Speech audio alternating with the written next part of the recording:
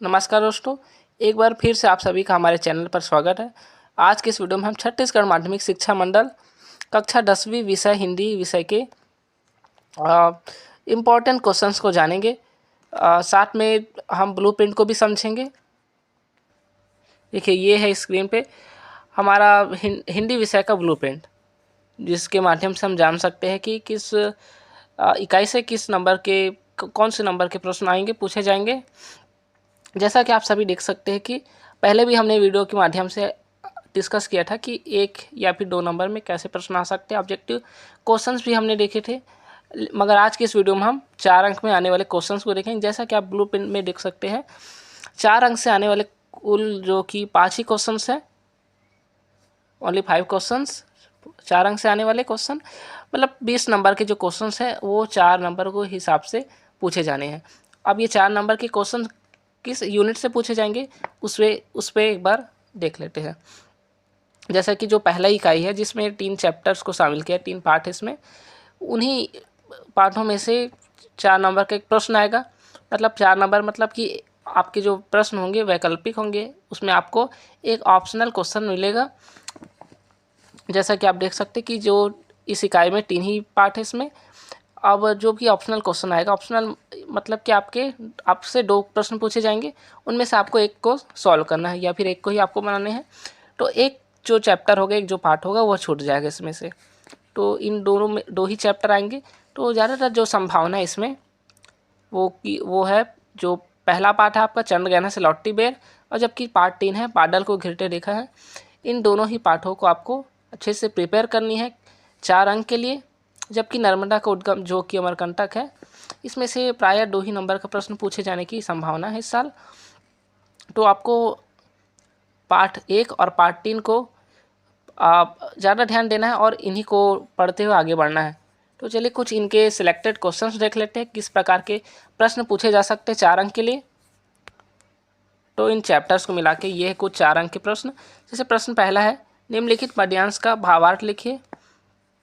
देख सकते हैं कि आप जो ये पहले ही पार्ट का भावार्थ वाला कविता है, जिसमें से आपको भावार्थ मतलब इसमें कहा क्या जा रहा है, आपको उसे हिंदी में लिखना है। प्रश्न 2 है, मैं यहाँ स्वच्छंद हूँ। ये आपको बुक में मिल जाएगा, आप इसमें देख सकते हैं। आपको इसे बिल्कुल अच्छे से प्रिपेयर कर लेने हैं। प्रश्न 3 है, अमल धवलगिरी के शिखरों पर। तो आपको बादल को घिरते देखा, मतलब पार्ट 3 जो है उससे ये प्रश्न लिया गया है। इसे भी आपको प्रिपेयर कर लेना है। तो इन सब को देखते हुए एक चीज़ें हमें ये मालूम होती कि जो 4 अंक का जो पहला प्रश्न पूछा जाएगा वो पद्यांश के रूप में पूछा जाएगा। पद्यांश मतलब आपको एक कविता दी जाएगी, इस कविता का आपको भावार्थ हिंदी में लिखने हैं। तो इसके 3 ही सिलेक्टेड क्वेश्चन है, तो तीनों को आपको अच्छे से प्रिपेयर कर लेने हैं कि 3 में से किन्हीं भी 1 या 2 प्रश्नों के फंसने की संभावना लगभग 100% है। चलिए एक बार फिर से ब्लूप्रिंट को देखेंगे। अब जो सेकंड वाला क्वेश्चन होगा 4 अंक का, वो सेकंड क्वेश्चन सेकंड यूनिट के जो 3 पार्ट है उन्हीं पार्टों में से मिलेगा। तो इस पर भी डिस्कस किया जाएगा कि इन 3 पार्टों में से फिर से ऑप्शनल क्वेश्चन मिलेगा आपको। मतलब 3 में से कोई 2 ऐसे पार्ट होंगे इनमें जिनमें से प्रश्न पूछा जाएगा, जबकि एक को 2 अंक के लिए ही रखा जाएगा। तो इसके लिए भी कुछ सिलेक्टेड क्वेश्चंस देख लेते हैं। यदि आप इसके इतिहास पे जाएंगे तो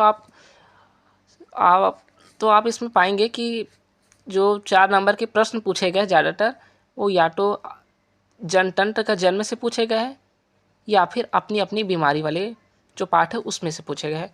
मतलब जो मैं मजदूर हूँ वाला पार्ट है उसमें से केवल ऑब्जेक्टिव क्वेश्चन पूछे गए या तो 2 अंक के प्रश्न पूछे गए हैं।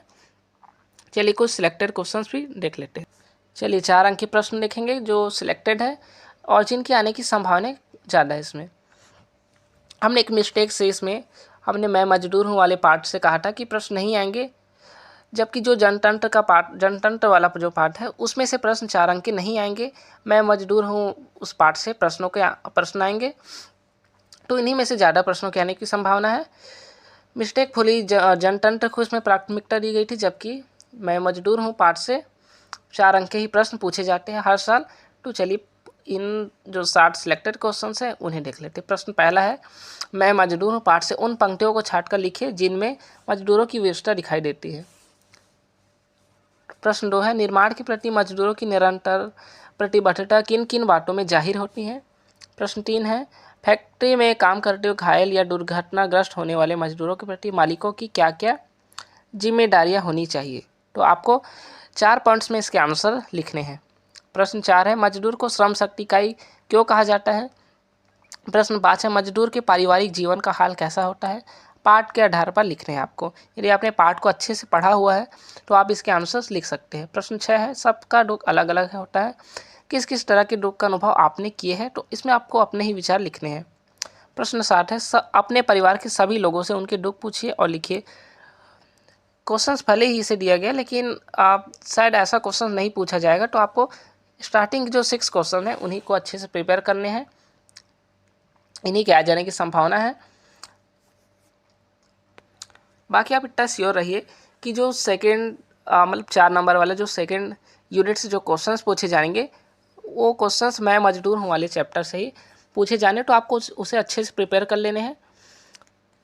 चलिए अब जो 4 अंक के जो तीसरा प्रश्न पूछा जाएगा उस पर नज़र डालते। तो जैसा कि देख सकते इकाई 5 में भी 3 ही चैप्टर है, इन्हीं से पूछे जाएंगे प्रश्न। ये जिंदगी फिर चमक जाए जिसमें मरिया है और सील के बरवैच छंद है। तो इन चैप्टर्स के भी कुछ, इन पाठों के भी कुछ सिलेक्टेड क्वेश्चंस देख लेते हैं। देखिए इकाई 5 के पाठों पर एक बार फिर से नज़र डाला जाए तो आप पाएंगे कि जो शुरुआती जो पहला पाठ है इसमें ये जिंदगी फिर चमक जाए और जो सेकेंड वाला है मरिया, इन्हीं दोनों पाठों से ही 4 अंक के प्रश्न पूछे गए हैं। बाकी जो एक अन्य प्रश्न है, एक अन्य पाठ जो है सील के बरवे छंद, उनसे केवल ऑब्जेक्टिव क्वेश्चंस ही पूछे जाने हैं। तो आपको इस पे ज़्यादा ध्यान नहीं देना, आपको स्टार्टिंग जो 2 चैप्टर्स है 2 पार्ट है उन पे ही जोर देना और उन्हें ही अच्छे से प्रिपेयर करने हैं। तो कुछ सिलेक्टेड क्वेश्चंस देखते हैं। देखिए इनमें से पहला प्रश्न है, काबर आगासला नापट हो पंक्ति से कवि का क्या आशय है। चलिए सेकंड प्रश्न है, जिंदगी फरहे रोना ढोना से सहमत या असहमत होने का तर्क दे। प्रश्न 3 है, ये जिंदगी फिर चमक जाए कविता से शांत रस की पंक्तियों को स्मरण कर लिखिए। प्रश्न 4 है, मरिया प्रथा ने सी कुमार की जिंदगी को किस तरह बदल दिया। प्रश्न 5 है, सी कुमार किसान से मजदूर कैसे बन गया। प्रश्न 6 है, गरीब बर सबके चलते सी कुमार ने ऐसा क्यों कहा।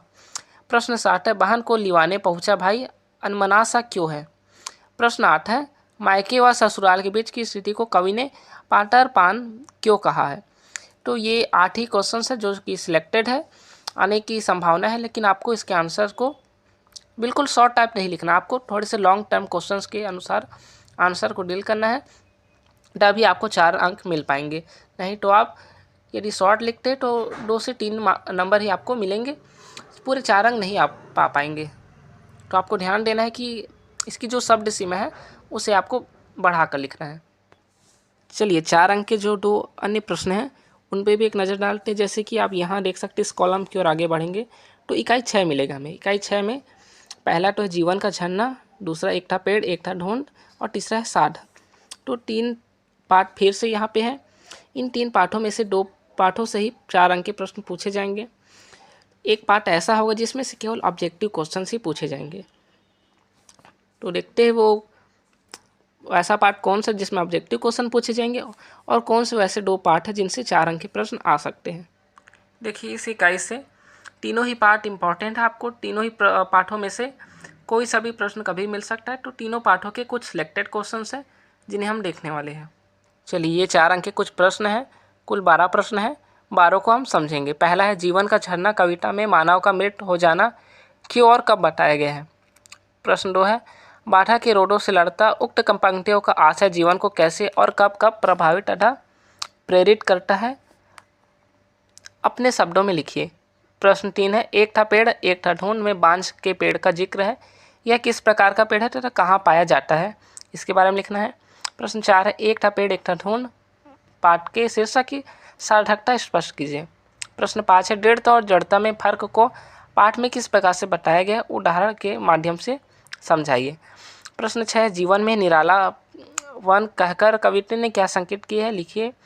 प्रश्न 7 है, रुचि रचनाओं से कवियत्री का क्या आशय है, उसे भी लिखना आपको। प्रश्न 8 है, कविता के शीर्षक साध्य से जीवन की जिन अभिलाषाओं का बोध होता है उन्हें अपने शब्दों में लिखिए। प्रश्न 9 है, जीवन के प्रति अपने मन में उड़ने वाली लहर या फिर कल्पना के बारे में विचार कर लिखिए। प्रश्न 10 है, आपके आसपास ऐसे लोग रहते होंगे जो अभाव में रहते हुए भी दूसरों का सहयोग करते हैं, ऐसे ही उन लोगों के बारे में आपको लिखने हैं।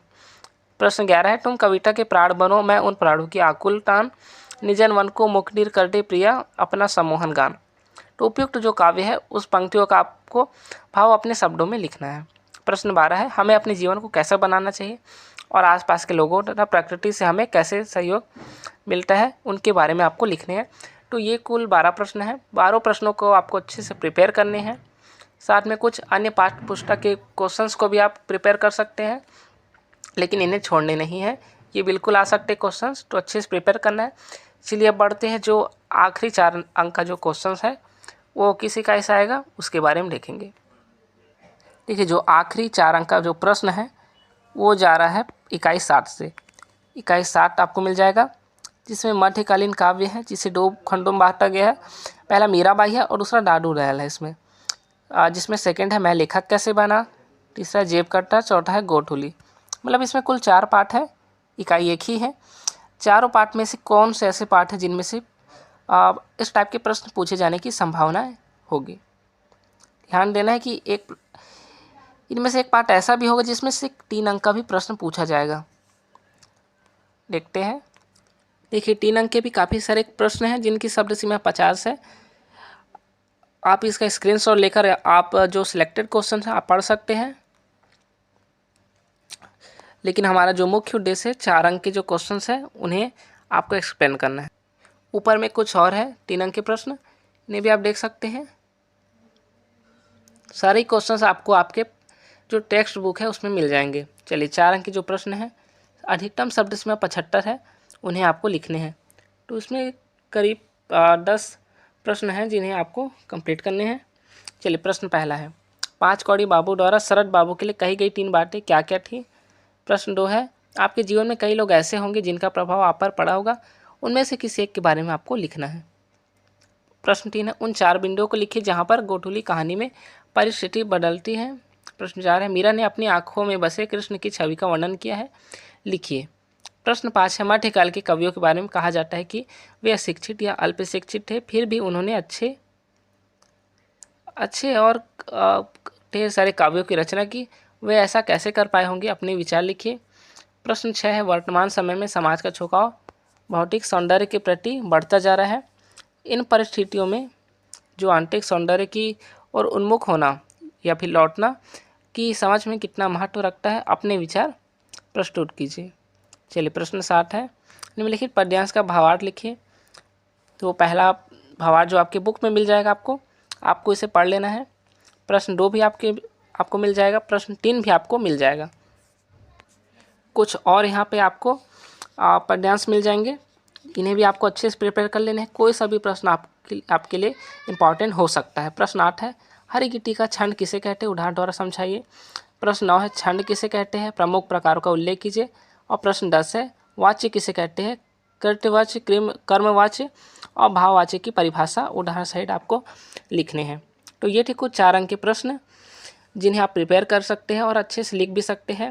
ध्यान ये देना है आपको कि जो शब्द सीमा होगी उसे आपको कम नहीं करने हैं, नहीं तो आपके अंक भी कम हो जाएंगे। आपको लगभग 75 से 80 शब्दों में प्रत्येक आंसर को लिखने हैं। यदि आपके पास और भी डाउट है तो आप हमें पूछ सकते हैं, कमेंट करके पूछ सकते हैं, हम उस पर भी आपके लिए वीडियो लाएंगे। अच्छी लगी वीडियो तो इसे लाइक कीजिए, सब्सक्राइब कीजिए। मिलते हैं नेक्स्ट वीडियो में, तब तक के लिए धन्यवाद।